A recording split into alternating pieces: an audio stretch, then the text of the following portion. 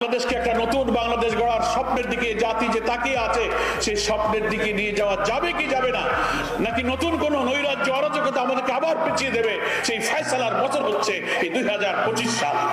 মানে ইমাম এবং খতিবরা আমরা যেখানে থাকবো আমাদের এই লক্ষ্যটা সামনে রাখতে হবে। এই সুবিচার কোনো ব্যক্তির হতে পারে না, কারণ মানুষ ভুল করতে পারে, মানুষ শয়তান দ্বারা প্রভাবিত হতে পারে, মানুষ পক্ষপাতিত্ব করতে পারে। সে জাস্টিস, সে ইনসাফ তার কাছে নেই। ইনসাফ আছে মানুষের স্রষ্টা মহান আল্লাহ তাআলার কাছে। আর কোরআনই হচ্ছে সেই ইনসাফের বিধান, কোরআনই হচ্ছে নির্ভুল জ্ঞানের উৎস।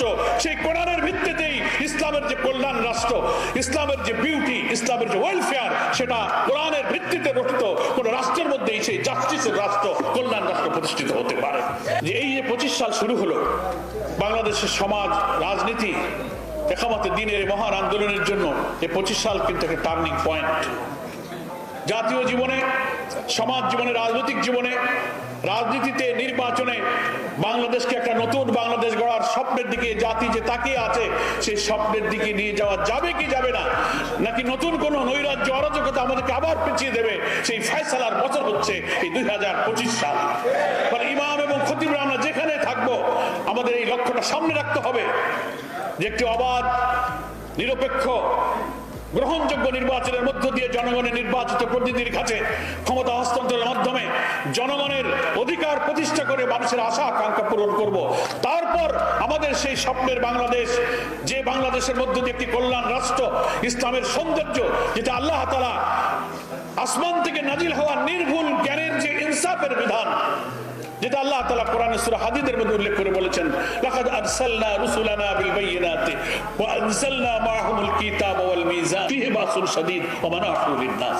আমরা তো জানি কিতাব, মিজান, বাইয়িনা এসব রাসূলগণকে আল্লাহ তাআলা পাঠিয়েছেন গোটা বিশ্ব মানবতাকে, লিয়াকুমান নাসু বিল কিসত, সমস্ত মানব জাতি, হোল ম্যানকাইন্ড, মানব সভ্যতাকে কিসতের উপরে, সুবিচারের উপরে, জাস্টিসের উপরে কায়েম করার জন্য এই নবী রাসূল বিধান, বাইয়িনা, কিতাব, মিজান সবকিছু এই কারণেই এসেছে।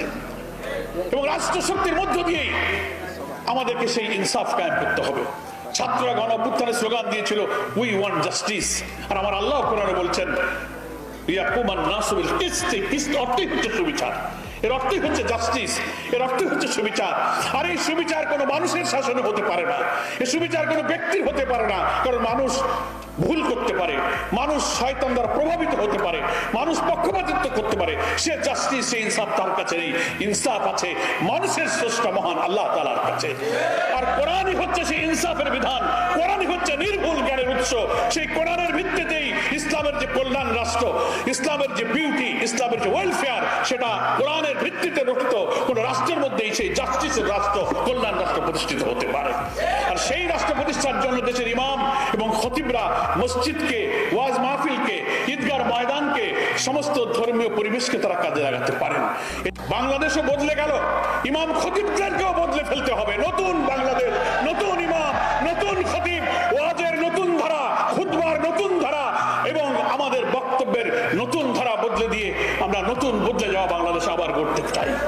এই জন্য এমন কোন আলোচনা, একটু রসাত্মক গল্প বললাম, লোকেরা একটু হেসে দিল। আপনারা দেখছেন ইউটিউব এবং অনলাইন গণমাধ্যমে, সামাজিক গণমাধ্যমে কিভাবে দেখা যাচ্ছে বড় বড় আলেমরা ছোট্ট একটা কথার কারণে সমালোচিত হচ্ছেন। এমন গল্পে এমন রসাত্মক কথা বলার দরকার নেই যে আপনি বিরাট ডিগ্রি নিয়েছেন, আপনি প্রফেসর, আপনি ডক্টর, আপনি 3টা সাবজেক্টে কামিল করেছেন, অথচ একটা কথার কারণে আপনার ব্যক্তিত্বটা হালকা হয়ে গেল, আপনার ওয়েটটা মানুষের কাছে খেলো হয়ে গেল, ছেলেমি হয়ে গেল, ফলে আপনার কথার আসর কিন্তু আর হবে না। অনেকে বলে যে ওই মেহমানের আমাদের আর দরকার নেই, উনি এত হালকামি করেন কেন, অথচ তিনি যথেষ্ট পড়াশোনা করেছেন, যথেষ্ট জ্ঞানী।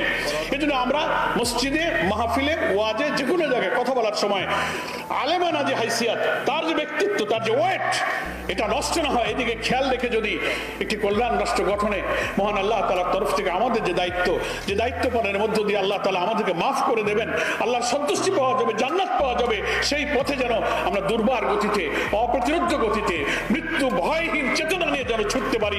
আজকের এই সম্মেলন খতিব আর ইমাম সাহেবদেরকে সেই চেতনায় উদ্বুদ্ধ করুক, এই কামনা করে আমি আমার বক্তব্য শেষ করছি। আল্লাহ হাফেজ। আমা তৌফিক।